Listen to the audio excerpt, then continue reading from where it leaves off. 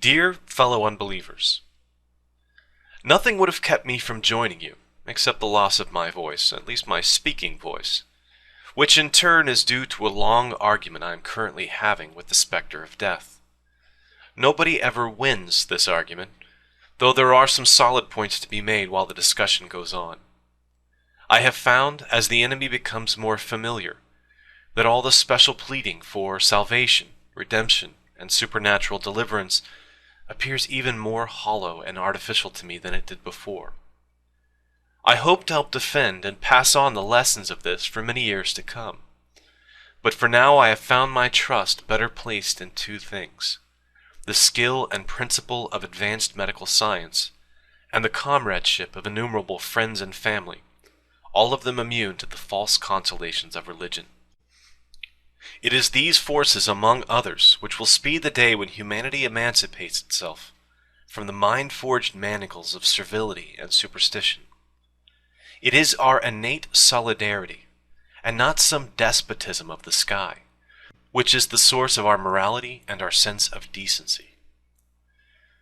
That essential sense of decency is outraged every day. Our theocratic enemy is in plain view, protean in form. It extends from the overt menace of nuclear-armed mullahs to the insidious campaigns to have stultifying pseudoscience taught in American schools. But in the past few years, there have been heartening signs of a genuine and spontaneous resistance to this sinister nonsense, a resistance which repudiates the rights of bullies and tyrants to make the absurd claim that they have God on their side. To have had a small part in this resistance has been the greatest honor of my lifetime. The pattern and original of all dictatorship is the surrender of reason to absolutism and the abandonment of critical, objective inquiry. The cheap name for this lethal delusion is religion, and we must learn new ways of combating it in the public sphere, just as we have learned to free ourselves of it in private. Our weapons are the ironic mind against the literal, the open mind against the credulous, the courageous pursuit of truth against the fearful and abject forces who would set limits to investigation, and who stupidly claim that we already have all the truth we need.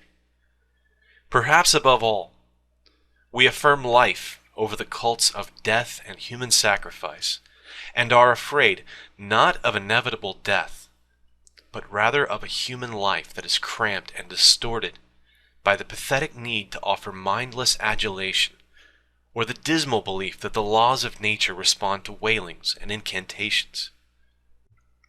As the heirs of a secular revolution, American atheists have a special responsibility to defend and uphold the Constitution that patrols the boundary between church and state. This, too, is an honor and a privilege.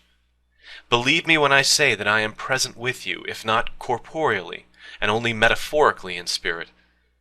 Resolve to build up Mr. Jefferson's wall of separation, and don't keep the faith. Sincerely, Christopher Hitchens.